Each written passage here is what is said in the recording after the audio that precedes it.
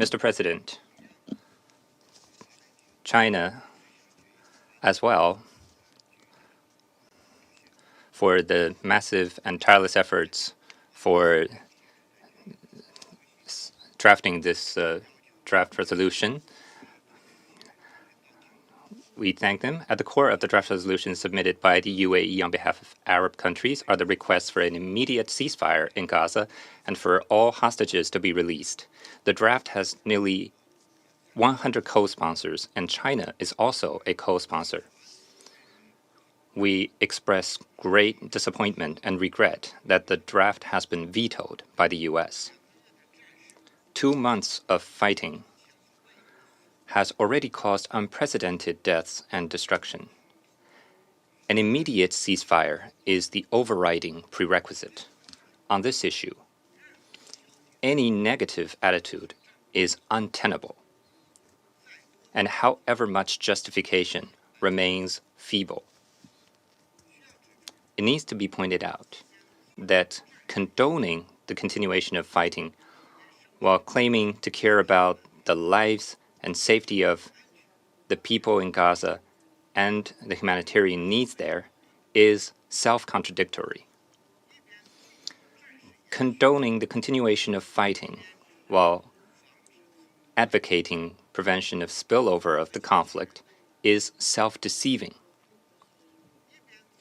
Condoning the continuation of fighting while making every mention of the protection of women and girls and human rights is extremely hypocritical. All this shows once again what double standard is. Although the draft resolution has been vetoed, the international community's strong cause for ceasefire and ending the fighting, the protection of civilians, and the prevention of greater humanitarian disasters will not subside, and the steps of the Security Council in upholding justice and fulfilling its duties will not stop. We call on Israel to heed the call of the international community and stop the collective punishment of the people in Gaza. We support further diplomatic mediation to promote the early release of all people held captive.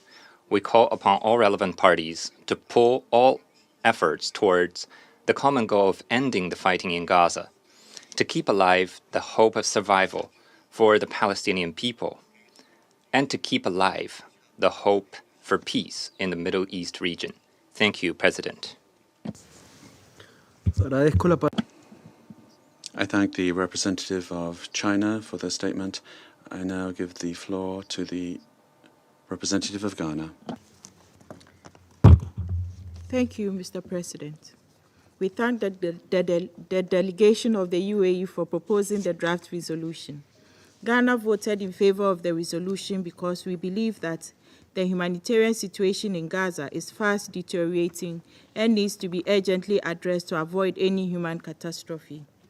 While acknowledging the overwhelming desire by the international community for an immediate and unconditional humanitarian ceasefire, we believe that such a resolution could have included the condemnation of the heinous attacks perpetrated by Hamas on 7 October 2023.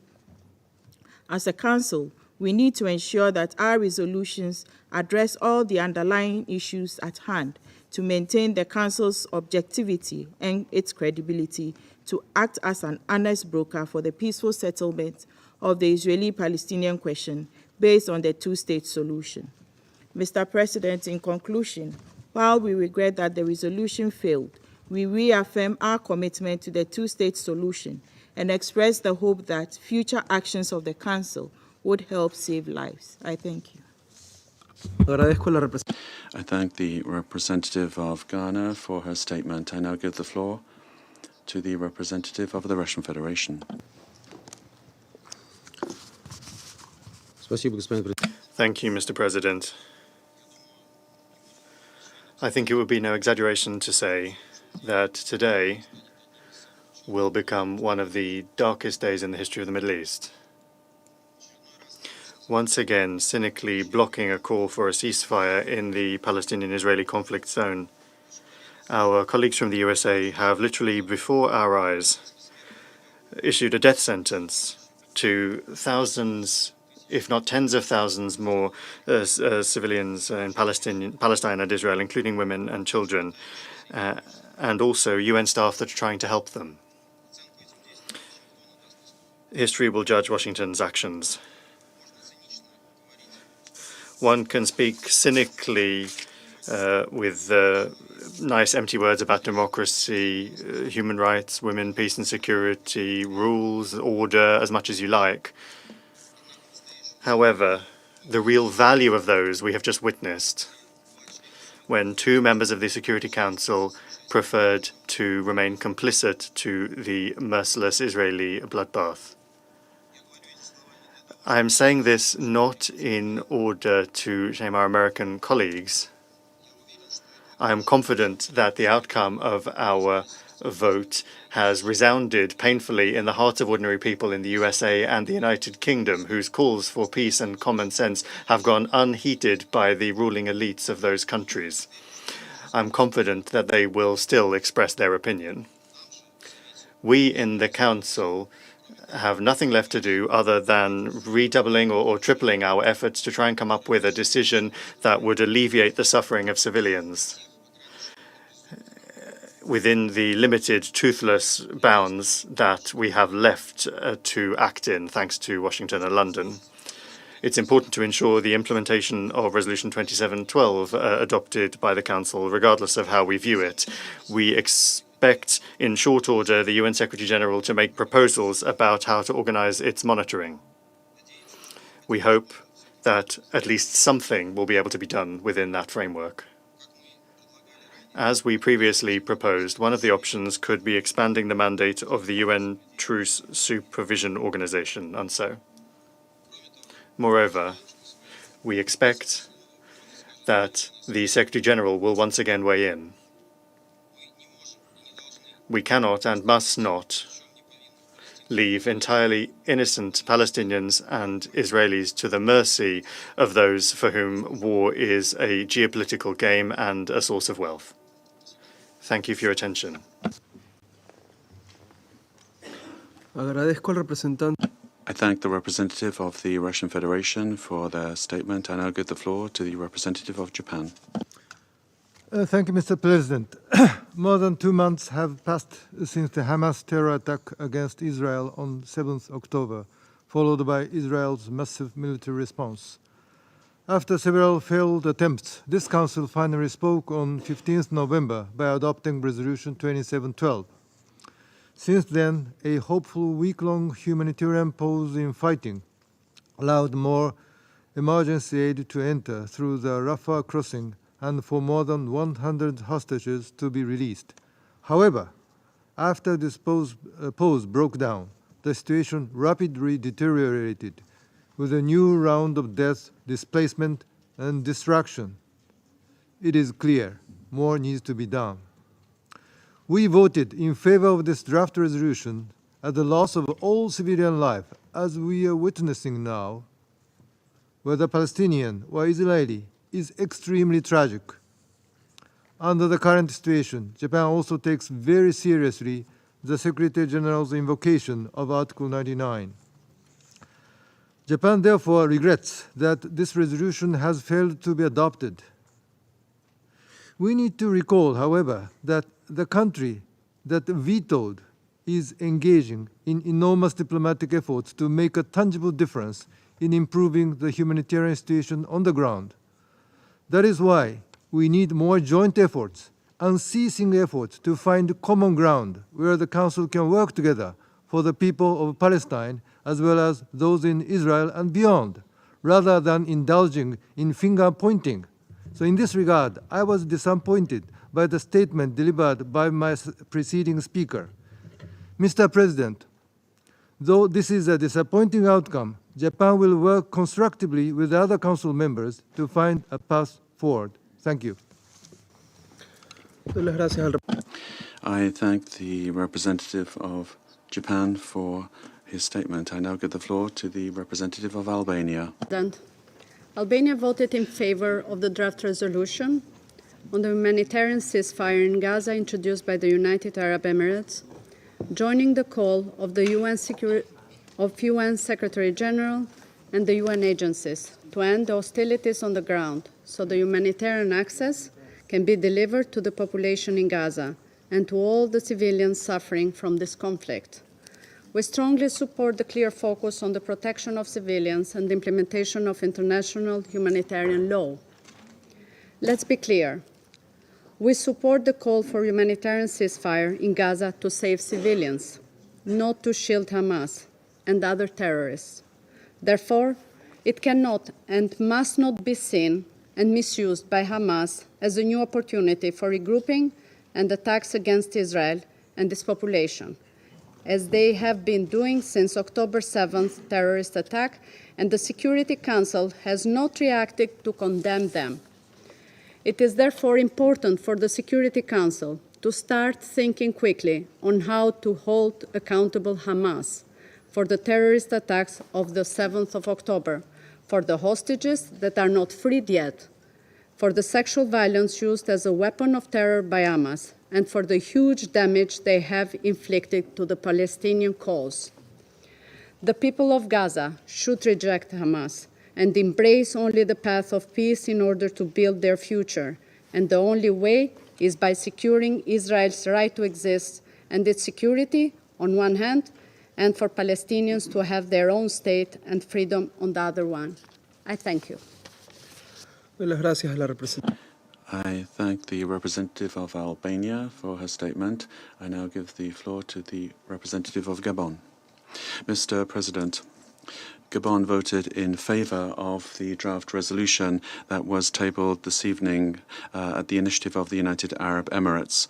We did this because of a sense of responsibility that it's time to put an end to this violence. The bloodbath is unacceptable for the civilian population. Once again, this Council was not able to overcome its divisions to unanimously respond to the chaotic situation being suffered by the civilian population, women and children in the ruins of Gaza.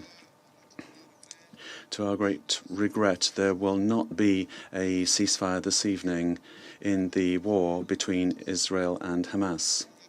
There will not be a response to the unprecedented call of the Secretary General to activate Article 99 of the Charter that calls for urgent and coordinated action to save lives, the lives of millions of children and women who don't have any other recourse than international humanitarian law and the decisions of this Council. This Council must look at the humanity of the situation and show greater commitment and put an end to the hostilities in Gaza. This Council must show more commitment in order to justify and fully implement its mandate to stop wars if it's not able to prevent them. This Council must go beyond the differences in the face of tragedies, because it is the reflection of a universal conscience. At all times, there must be place in this chamber for rejecting horror, whoever is committing it. There must be room in this chamber for respect for international humanitarian law at all times.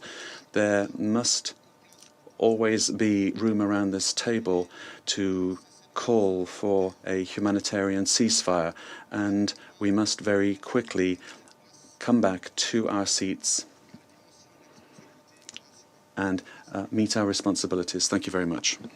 I thank the representative of Gabon for his statement. I now give the floor to the representative of Brazil.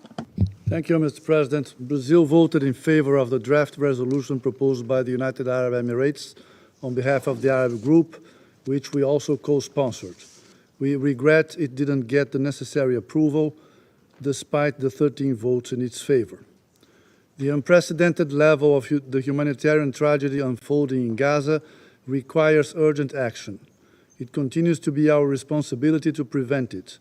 That should have been done now by demanding an immediate humanitarian ceasefire, the easing of humanitarian aid, and the immediate and unconditional release of all the hostages, without which the Council risks complicity in allowing further human loss. Sooner or later, Council members must shoulder their responsibility and do what is right. This is not just Brazil's call. Those are the demands of public conscience, the dictates of humanity.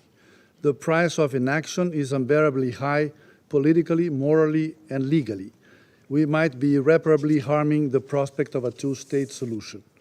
Brazil will continue to work with Council members with a view to reestablishing the conditions for humanitarian action to resume in Gaza.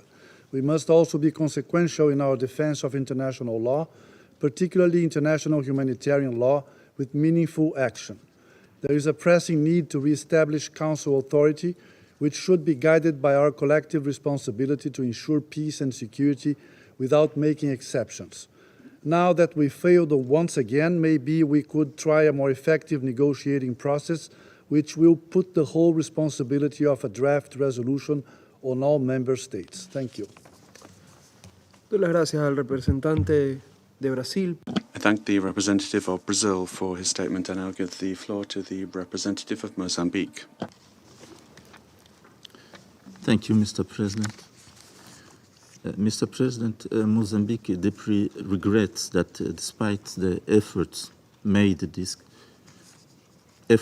by this Council, it was not able to reach a consensus and adopt the draft resolution before us, which was meant to address the catastrophic humanitarian situation in Gaza. Mozambique voted in favor of this resolution, hoping that it would lead to an immediate humanitarian ceasefire, thereby mitigating the suffering of civilians in Gaza Strip. The concerning humanitarian situation in Gaza Strip and the suffering of the Palestinian civilian population cannot be simply ignored by anyone, and most certainly not by this Council. As previously emphasized, there is an imperative for all parties to comply with their obligations under international law, including international humanitarian law, to protect the population and civilian infrastructure. Mozambique commends the United Arab Emirates for their efforts to seek a mutually agreed resolution to this conflict to contribute towards peace and security in the Middle East, particularly between Israel and Palestine. We also extend our gratitude and unwavering support for the efforts of the Secretary General to address this conflict in accordance with Article 99 of the UN Charter. Mr. President, we reaffirm our full support for the efforts aimed at the cessation of hostilities and the implementation of the two-state solution in the interest of peace and security between Israel and Palestine, fostering good neighborly relations and promoting regional harmony, all in accordance with the principles of the United Nations Charter. I thank you. Agradezco. I thank the representative of Mozambique. I will now give an explanation of vote in my quality as representative of Ecuador. As I said yesterday, as the President of Ecuador said yesterday during his visit to the United Nations, our country is always going to be in favor of peace, in favor of ceasefire and putting an end to violence, not only in Gaza, but in any other area or territory of the world. It's no coincidence that he is our president and he presided over the Council yesterday. We reiterate our full condemnation of the terrorist acts against friendly countries, such as Israel. And we believe that every civilian that died in Israel or in Palestine since the 7th of October is a tragedy that makes it more than necessary to move towards peace. We feel it's a matter of urgency to avoid a humanitarian disaster which, as the Secretary General has pointed out, could have irreversible consequences for peace and security in the entire region. That's why we voted in favor of the resolution that we were considering, demanding a humanitarian ceasefire to alleviate the situation for the civilian population and the immediate and unconditional release of all the hostages. What other decision could the country take that is presiding over the body determining international peace and security? We did this because we are convinced that both peoples deserve to live in peace, with security and with dignity. And this will only be achieved through a peaceful, negotiated, lasting and just solution for the parties, with the existence of two states, Palestine and Israel, on the basis of the 1967 borders and pertinent resolutions. I now resume my role as President of the Council. I now give the floor to the permanent observer of the Observer State of Palestine. Mr. President, this is the moment of truth. This is a turning point in history, and it is beyond regrettable. It is disastrous that the Security Council was again prevented from rising to this moment to uphold its clear responsibilities in the face of this grave crisis, threatening human lives and threatening regional and international peace and security. Millions of Palestinian lives hang in the balance. Every single one of them is sacred, worth saving. Instead of allowing this council to uphold its mandate by finally making a clear call after 2 months of massacres that the atrocities must end, the war criminals are given more time to perpetuate their crimes. How can this be justified? How can anyone justify the slaughter of entire people?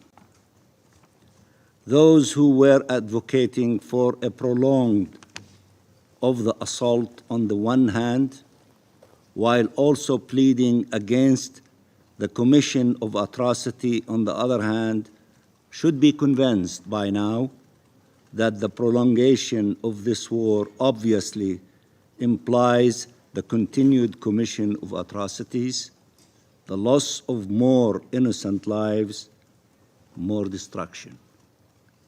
They are inherently linked. This is the way Israel conducts its war, through atrocities. Hundreds of people will be killed by this time tomorrow, then hundreds more, and then thousands.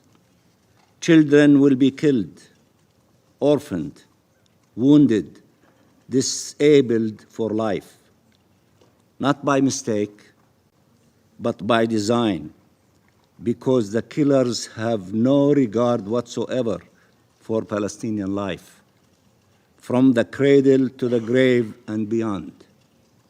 Even the killed are now stacked in mass graves or left for days and weeks under the rubble without dignity of burial. More shouts of people still alive will come from under the rubble, asking to be saved. The humanitarian catastrophe will reach new and terrifying depths. Who can justify this? Who can tolerate to witness more of these horrors, to allow them to continue?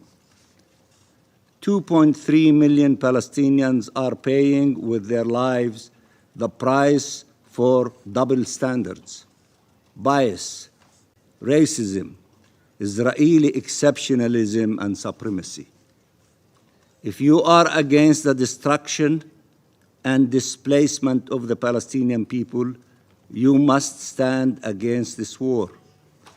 And if you support it, then you are enabling this destruction and displacement, regardless of your intentions, regardless of your efforts. Only the outcome matters, when so many lives are at stake. If you are against war crimes, crimes against humanity and genocide, you must stand against this war. And if you support it, you are enabling war crimes, crimes against humanity and genocide, regardless of your intentions and regardless of your efforts. Only the outcome matters when so many lives are at stake. Finally, let me thank the 100 countries, because the numbers increased since my brother from United Arab Emirates referred to this issue. Let me say again, let me thank the 100 countries who, in less than a day's time, rallied to co-sponsor the draft resolution, and to thank the members of the Security Council who have voted in favor of the resolution with courage and a sense of humanity and human decency. All of you, the 13 of you, including you, Mr. President. We will spare no effort, together with all states who have taken a clear and principled stance with the Secretary General, with civil society, and with peoples around the world who are with us in solidarity to put an end to the slaughter of our people. We will exert every effort to hold those responsible accountable. We will never relent in our efforts to uphold international law, nor will we ever relent in defending the rights of our people and defending our just cause. What is happening these days will have a decisive impact on the fate of our region. Understanding and perception of every country and relations among communities, peoples, and nations around the world. This is a terrible day for the Security Council. Let me repeat, this is a terrible day for the Security Council. We reject this result and will continue resorting to every legitimate avenue to stop these abhorrent atrocities, including resuming the emergency session of the General Assembly. Ceasefire, ceasefire, save lives. Every further day means lives lost, people killed at an unprecedented pace in modern history. It means barbarism prevailing and humanity abandoned. Humanity must prevail now, for the sake of the Palestinian people in Gaza and for the sake of humanity. Thank you, Mr. President. I thank the apparent observer of the Observer State of Palestine for his statement. There are no further speakers on the list. The meeting is adjourned.